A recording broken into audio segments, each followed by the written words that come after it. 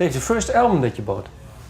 The first album I remember buying was it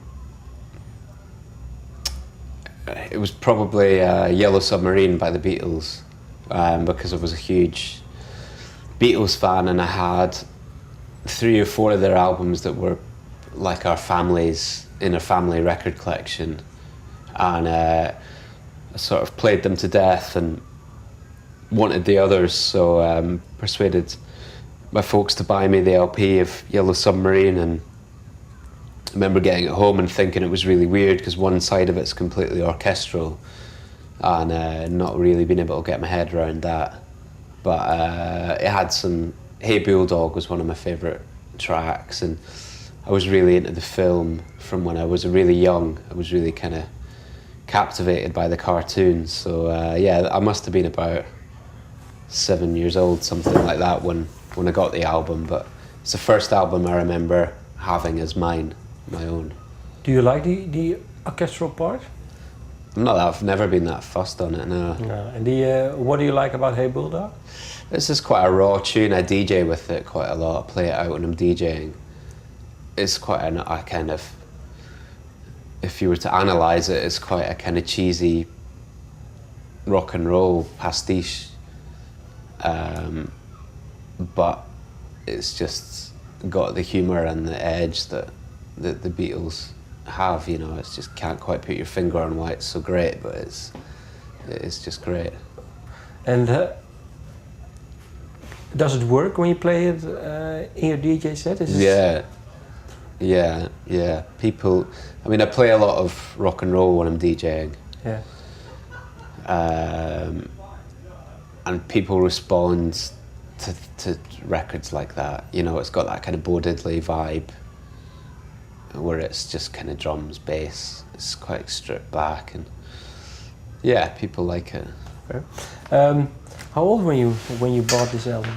About 7 or 8 years old. And were you into making music yourself already, or? I started playing the piano and playing trumpet, but it bored me doing those things because I didn't see the fun in it, or where it was supposed to get fun, because all they wanted you to play on the trumpet at school was sort of military, boring, either like really boring band pieces or military marches, or I wanted to play jazz and things like that, but they would never teach me. It was just kind of all the boring stuff, so I gave up. But did you keep playing those instruments, or No, or did you switch? I gave up on them both, and then I tried to play guitar, but it was like classical guitar, and it was boring again. And it wasn't until I started playing drums when I was about 13, 14 that I realised the kind of freedom of playing an instrument, you know, the kind of taking away the rules and the sheet music and doing what felt fun, you know. Is Ringo Starr a good drummer? Yeah, well, I mean, not technically, no, but he's got a style that's very unique, and you can always tell it's Ringo. And I think that's got a lot to do with the way that they recorded his drums, especially the snare. But he's got a simple style that's his own, and yeah, he's a good drummer, really good drummer, yeah. Well, fast forward now to Django Django. Your album was released January 2012. It's almost 1.5 years ago. Can you listen to it with distance now? What do you hear? I've never really listened back to it this year. I listened back to it at the end of last year, I think.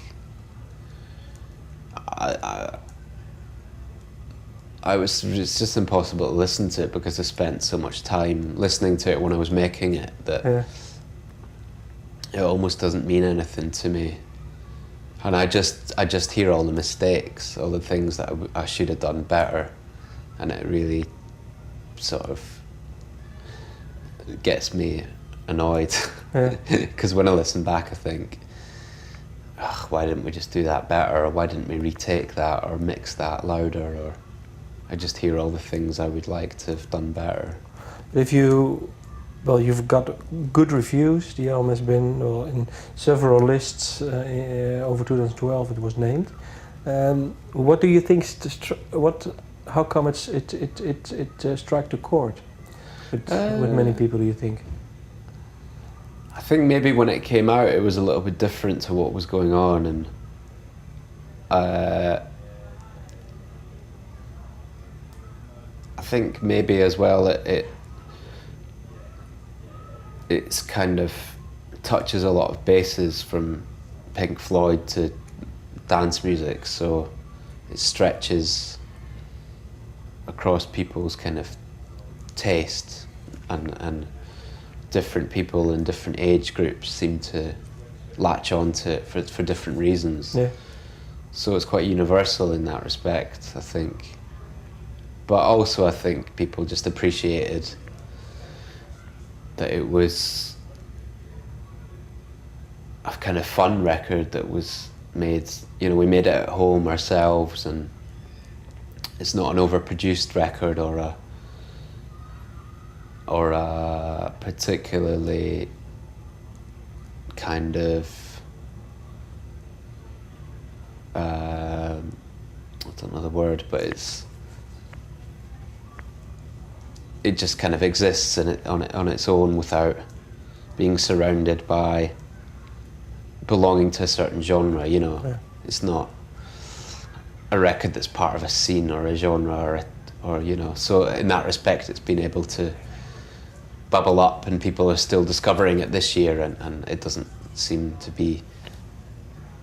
belong to last year or to a time or a scene, so that helps. Were you aware when you were making it? When we were making it, I was just really had my head down and was concentrating on each song, so we did a song at a time, and I knew halfway through making a song exactly how I wanted it to sound, and then it was just about getting your head down and working with it until it was right, and then put it aside and then start the next one. Yeah. So we never saw any bigger picture or even what the album was going to be. We just stopped when we had 12 songs. We just stopped and said, well, that's probably enough for an album. Now, are you working on a new album? Yes and no. I mean, we're trying to in the gaps between playing live, but it's small gaps, so it's difficult because it's very tiring being on tour, and we have to keep changing the live set to be good at festivals, and it doesn't leave you with much time. But I think September will really kind of clear everything and just concentrate on the record in September. And what do you think? Will there be a new album next year, or? Yeah, oh yeah, it'll definitely come out next year. I have no idea when, but it'll appear next year, yeah. Looking forward to it. Cheers, thanks. Thank you.